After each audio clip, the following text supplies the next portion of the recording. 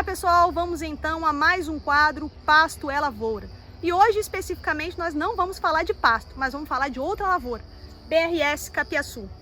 O tão falado BRS Capiaçu, né? Essa cultivar foi lançada há mais ou menos uns 5 anos, agora recentemente comemoraram 5 anos de lançamento da cultivar BRS Capiaçu. Capiaçu é uma cultivar de capim-elefante, tá? Que se destaca por sua alta produtividade. E foi lançada com 2 propósitos, para ser oferecida como verde picado no coxo ou oferecida na forma de silagem. Tá? Então, agronomicamente, a cultivar BRS Capiaçu é uma cultivar de alta exigência em fertilidade do solo.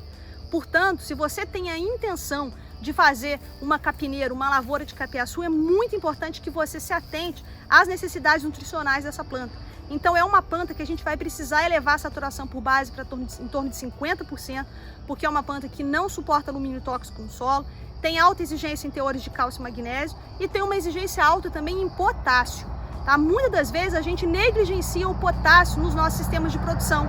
A gente fica muito preocupado com o fósforo, a gente fica muito preocupado com o nitrogênio, né? Mas muitas das vezes a gente esquece do potássio. E essa cultivar Capiaçu, ela é muito exigente em potássio. Então avalie a necessidade de potássio do seu solo para atender a exigência dessa planta. Tá? Então o plantio da cultivar BRS Capiaçu, ele deve ser feito em linhas, né? Ele pode ser feito com colmos, né, que você pega da planta, né, com uma idade aproximadamente aí de uns 100 dias, né, 90 dias de rebrota. Você pega esse colmo, leva para o solo, depois você faz uma seção, né, corta esses colmos para poder facilitar a germinação. Isso pode ser feito através de mudas, né, com gemas que vocês compram, né, podem comprar nesse pessoal que vende, que são todos aí credenciados pela Embrapa. Você pode comprar muda, pode comprar o toletezinho já pronto, mudas iniciando o processo germinativo e fazer esse plantio em cova. Mas o mais importante é que você faça na cova ou no sulco a adubação. Pode ser orgânica, que é interessante também fazer uma adubação orgânica na capineira, e pode ser a adubação química, com superfosfato simples, superfosfato triplo. Mas o importante salientar aqui para vocês é o seguinte: não coloquem o calcário e o fosfato junto no sulco ou na cova, para plantar capiaçu ou qualquer outra espécie. Tá? Então essa combinação do calcário e o fosfato ao mesmo tempo, ela não funciona. A calagem tem que ser feita aproximadamente 90 dias antes da adubação fosfatada. Tá? Então depois que você coloca essas plantas de capiaçu no sul, cobre as plantas e espera que vai haver o processo de germinação. Quando essas mudas estiverem aproximadamente com 50 centímetros de altura, a gente faz a adubação de cobertura com nitrogênio e potássio. Lembrando, mais uma vez, que é uma planta altamente exigente em potássio. E o nitrogênio vai ajudar muito nesse processo de formação da sua capineira, porque ela é uma planta exigente em fertilidade. É porque toda planta que é muito produtiva, ela é muito exigente em fertilidade do solo. Não dá pra gente, né, desatrelar essas duas coisas. Então, se você quer trabalhar com capim que produz aí 50 toneladas, como é a BRS Capiaçu, você sabe que você tem que atender essa exigência nutricional. Nessa primeira aplicação, é recomendado que a gente aplique cerca de 50 a 75 kg de nitrogênio por hectare. Tá? Então você vai trabalhar aí mais ou menos com 100, né, quilos de ureia, 150 quilos de ureia, né, em cobertura quando essas plantas estiverem aproximadamente com 50 centímetros. Tá? Então aí você tem uma capineira bem formada. O espaçamento entre linhas pode variar de 80 centímetros até 1,5 m. Se for fazer colheita manual, 80 centímetros. Se for fazer colheita mecânica, a gente pede para abrir mais um pouco por causa da questão relacionada ao maquinário.